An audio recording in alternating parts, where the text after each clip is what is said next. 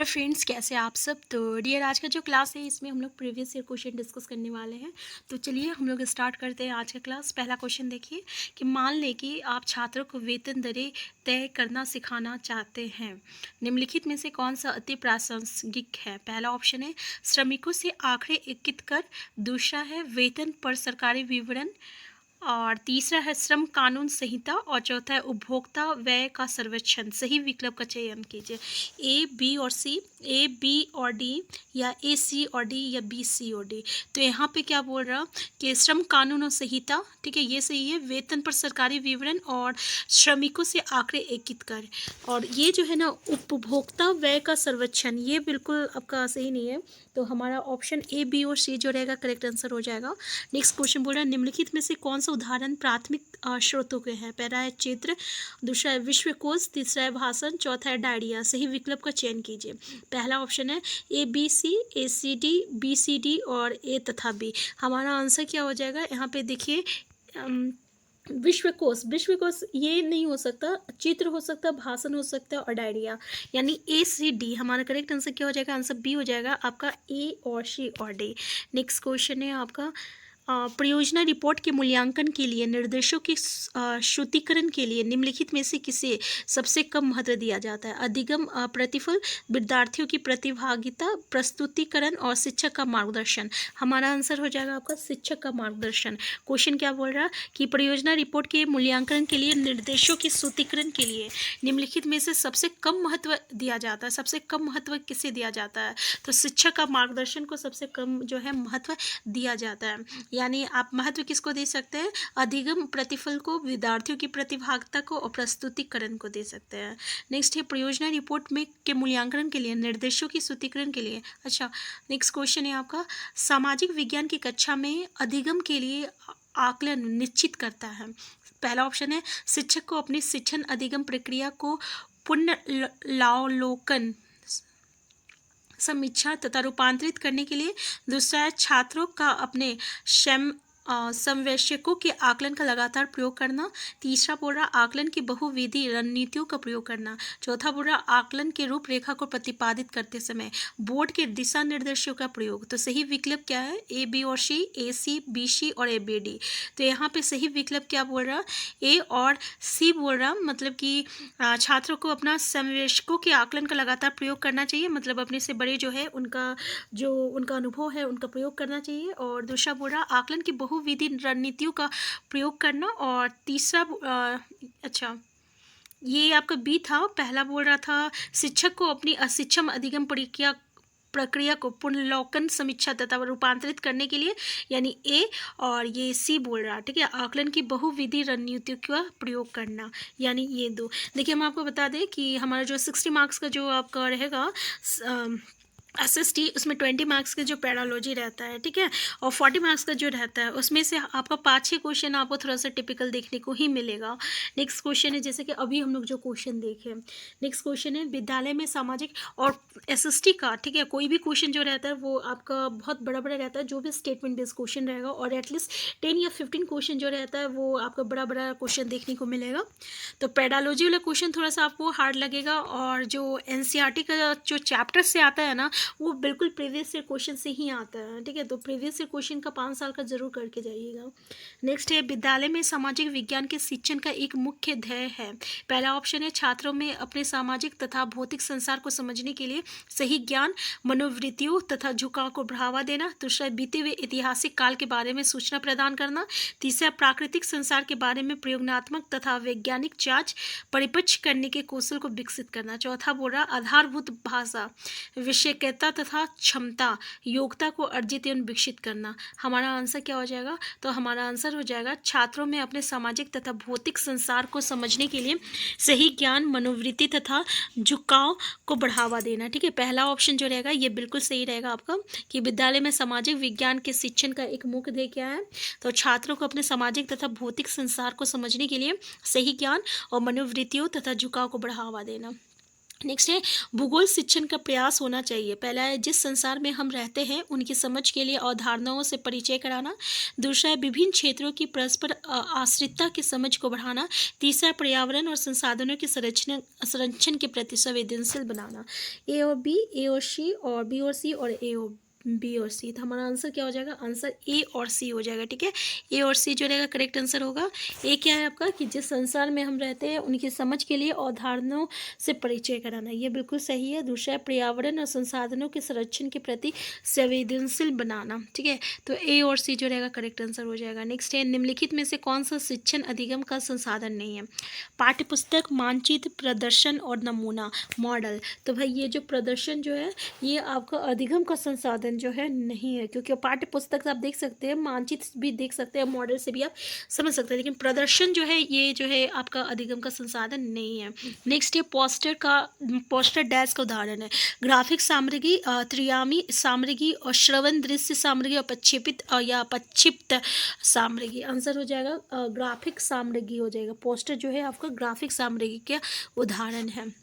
Next है सामाजिक विज्ञान की शिक्षिका होने के नाते आपको नदी के द्वारा बनाई गई आकृतियों पर कक्षा लेनी है। निम्नलिखित में से कौन सा शिक्षण अधिगम सामग्री कक्षा में प्रयोग की जा सकती है? पहला है भारत का प्राकृतिक मानचित्र, दूसरा भारत का राजनीतिक मानचित्र, तीसरा बाढ़ग्रस्त मैदान का उपग्रह से प्राप्त चित्र, और चौथा भूपेन हजारिका द्वारा गाया गया गंगा गीत। हमारा आंसर क्या हो जाएगा? बाढ़ग्रस्त मैदान का उपग्रह से प्राप्त चित्र। ठीक है, तो क्वेश्चन फिर से पूछ रहा क्या, देख लीजिए कि सामाजिक विज्ञान की शिक्षिका होने के नाते आपको नदी के द्वारा बनाई गई आकृतियों पर कक्षा लेनी है। निम्नलिखित में से कौन सा शिक्षण अधिगम सामग्री कक्षा में प्रयोग की जा सकती है? तो आप देख सकते हैं कि भारत का प्राकृतिक मानचित्र या राजनीतिक मानचित्र या बाढ़ग्रस्त मैदान। तो बिल्कुल सही है, जो बाढ़ग्रस्त मैदान का उपग्रह से प्राप्त चित्र का जो है आप सहारा ले सकते हैं।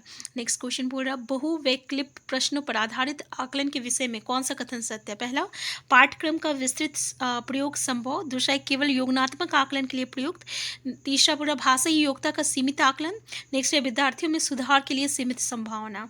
तो इसमें से क्या सही है क्या नहीं है, मतलब जो ऑब्जेक्टिव टाइप क्वेश्चन हम लोग करते हैं तो उसमें क्या क्या चीज़ें कि वो सही है? तो पहला ए बी सी डी, यहाँ ए बी सी और ए सी डी ई ई, ठीक है, और केवल बी सी डी। तो जैसे आप देख रहे हैं ये चारों ऑप्शन बिल्कुल सही है कि पहला तो अगर हम लोग पाठ्यक्रम का विस्तृत प्रयोग हो जाता है, यहाँ पे कहीं से आप पूछ रहे हो, इसका मतलब क्या हुआ कि आपको पूरी, और बच्चे जो है आंसर दे रहा है, इसका मतलब उसका पूरा सब चैप्टर का जो है नॉलेज है, तो बिल्कुल सही है। और इसमें केवल योगात्मक आकलन किया जा सकता है, और इसमें भाषाई का तो बिल्कुल सीमित होती है, और यहाँ पे सुधार की भी बहुत कम संभावना होती है। ठीक है, तो हमारे चारों ऑप्शन जो है बिल्कुल सही है, इसलिए आंसर सी जो रहेगा करेक्ट आंसर हो जाएगा। नेक्स्ट है निम्नलिखित में से किस लेखक के लेखन को द्वितीय स्रोत के रूप में मान सकते हैं? विलियम एडम को, अलेक्जेंडर मैकेंजिज को, और हेरोडोटस को, और रिचर्ड इवांस को। तो देखिए हम लोग रिचर्ड इवांस को जो है द्वितीय स्रोत, जैसे कि हम लोग प्राइमरी सोर्स और सेकेंडरी सोर्स हम लोग देखे थे कि, और इसमें से प्राइमरी सोर्स सेकेंडरी सोर्स से हमेशा जो है क्वेश्चन जो है आपको देखने को मिलता है कि कौन सा प्राइमरी सोर्स में आता है, कौन सा जो है सेकेंडरी सोर्स में आता है। ठीक है, तो इसका जो है हम लोग एक सेपरेट क्लास लेने वाले हैं, क्योंकि यहाँ से आपको एक क्वेश्चन देखने को मिलेगा, तो अगर आप जो है इस टॉपिक को ज़रूर करके जाइएगा एग्जाम में। नेक्स्ट क्वेश्चन है आपका कि निम्नलिखित में से कौन से प्रश्न ज्ञानात्मक प्रक्रिया के विश्लेषण पहलू का आकलन करते हैं? पहला है रोजा पार्क्स कौन थी, उन्होंने कैसे वियोजन विभेद के कानून का विरोध किया? देखिए ये जो है ना, ये आपका एनसीईआरटी से एज स्टेटमेंट जो है क्वेश्चन पूछा गया है। दूसरा पूरा 1964 का नागरिक अधिकार कानून 2005 के सूचना का अधिकार से कैसे अलग है? तीसरा पूरा आर्थिक और गैर आर्थिक गतिविधियों में भेद कीजिए। नेक्स्ट बोला कानून बनाने में राष्ट्रपति की भूमिका का व्याख्यान कीजिए। नेक्स्ट बोला 3 विशिष्टताओं को सूचीबद्ध कीजिए जिन्होंने जनसंख्या परिवर्तन का रास्ता दिखाया। तो इसमें से ए बी है सही है, बी और सी सही है, सी और डी सही है, और डी और ई सही है। तो देखिए क्या सही है, तो जैसे कि बी बोल रहा है कि 1964 का नागरिक अधिकार कानून 2005 के सूचना का अधिकार से कैसे अलग है, और नेक्स्ट बोल रहा है आर्थिक और गैर आर्थिक गतिविधियों में भेद कीजिए। ठीक है, तो ये बिल्कुल आपका ए और बी और सी सही है, तो आंसर आपका बी हो जाएगा। नेक्स्ट है, भूकंप के विषय का परिचय देने से पहले निम्नलिखित में से कौन से विषय को पढ़ाया जाना आवश्यक है? शैलभूत और बहिर्जात बल, ठीक है, यानी मैग्मा, और आपका स्थल मंडल है, फिर उपकेंद्र है। तो स्थल मंडल आप समझ रहे हैं, जो आपका जो ऊपरी परत होती है उसको हम लोग स्थल मंडल कहते हैं, और मैग्मा जो होती है जिसको क्या होता है, जो ज़मीन के अंदर से जो आपको लावा निकलता है उसको मैग्मा कहते हैं। और बहिर्जात बल जो होता है, जो बाहर से जो फोर्स लगता है ना, उसको हम लोग बहिर्जात बल कहते हैं, ठीक है। तो उपकेंद्र, तो आपका हमारा क्या क्या सही है इसमें, तो आपका जो मैग्मा है वो, और आपका जो स्थल मंडल है, ठीक है, तो आंसर क्या हो जाएगा? आंसर बी हो जाएगा। इसमें से इसका परिचय देना जो है बिल्कुल सही है। नेक्स्ट है आपका, श्री कमल अपने छात्रों को सामाजिक विज्ञापन की अवधारणा समझाना चाहते हैं, निम्नलिखित में से कौन सा उदाहरण सबसे कम प्रासंगिक है, यानी सबसे कम महत्व देता है? जैसे कि स्वच्छ भारत अभियान पर पट विज्ञापन का प्रदर्शन, नेक्स्ट है कन्या भ्रूण हत्या पर चर्चा वितरण, नेक्स्ट है धूम्रपान के दुष्परिणामों का समाचार पत्र का विज्ञापन, नेक्स्ट है इस राजनीतिक दल का चुनाव घोषणा पत्र जिसमें बताया गया है कि किन मुद्दों पर काम करेंगे। अगर आप देखें तो बिल्कुल सही है, हमारा आंसर डी हो जाएगा। जैसे कि आप देख सकते हैं जब भी चुनाव होता है तो यहाँ पे बोल रहा है कि कमल अपने सामाजिक विज्ञापन की अवधारणा समझाना चाहते हैं, सॉरी यहाँ पे 2 बार हमसे मिस्टेक हो गया, तो इसके लिए सबसे कम इम्पॉर्टेंट क्या है? तो देखिए, अगर आप इससे कोई रिलेटेड नहीं है, क्योंकि यहाँ पे आप सामाजिक विज्ञापन के बारे में समझाना चाह रहे हैं, तो ये जो घोषणा पत्र देता है उससे क्या लेना देना है सामाजिक आपका पत्र से? क्योंकि यहाँ पे देखिए ये बताया जाता है कि कन्या भ्रूण हत्या कैसे हो रहा है उस पर चर्चा करना, और उस पर अगर कुछ विज्ञापन दिया गया तो उसके बारे में बताना, या स्वच्छ भारत अभियान पर जो विज्ञापन का प्रदर्शन हो रहा है, या जो धूम्रपान करने से जो दुष्परिणाम हो रहा है, तो उसको आप समाचार पत्र से दिखा सकते हैं। लेकिन जो राजनीतिक चल जो है वो क्या घोषणा पत्र दे रहे हैं, चुनाव के पे किन मुद्दों पे बात कर रहे हैं, ये तो बिल्कुल सही नहीं है कि आप इन चीज़ों को आप समाचार पत्र पे लाएँ, ठीक है। तो आंसर डी हो जाएगा। नेक्स्ट है, हरित गृह प्रभाव की प्रक्रिया के बारे में सिखाने के लिए निम्नलिखित में से कौन सा उदाहरण सबसे उपयुक्त है? पहला है गर्म दिनों में बड़ी खड़ी कारें, नेक्स्ट है उच्च तापमान वाले शहरों के ऊपर उड़ने वाले हवाई जहाज, नेक्स्ट है समुद्र का स्तर बढ़ना, और चौथा है वनों और वृक्षों का विनाश। हमारा आंसर क्या हो जाएगा? तो गर्म दिनों में खड़ी कारें हो जाएगा। निम्नलिखित कौन सा सबसे उपयुक्त है, ठीक है, हरित गृह प्रभाव की प्रक्रिया के बारे में सिखाने के लिए, तो ये बिल्कुल आपका सही है। तो आप देख सकते हैं ये हमारा प्रीवियस ईयर क्वेश्चन है बिल्कुल, और ऐसे ही जो है हम लोग 5 ईयर्स का प्रीवियस ईयर क्वेश्चन डिस्कस करने वाले हैं। तो अगर आप चैनल में नए हैं, चैनल को सब्सक्राइब कर लीजिएगा, वीडियो हेल्पफुल होगा तो लाइक शेयर करना मत भूलिएगा। हम फिर मिलते हैं नेक्स्ट क्लास में। अच्छा, हमें यहाँ पे ये थोड़ा सा बताया नहीं कि ये कौन सा प्रीवियस ईयर क्वेश्चन है, तो अभी हम उसको यहाँ पे इंडिकेट भी नहीं किए हुए हैं, ठीक है। तो हम ये बाद में आपको बता देंगे, नेक्स्ट बार से अगर हम कोई क्वेश्चन कराएंगे तो हम बता देंगे कि कौन सा ईयर का वो प्रीवियस ईयर क्वेश्चन है, ठीक है। ये हम अचानक से ये भूल गए थे कि अभी शायद ये कब का है।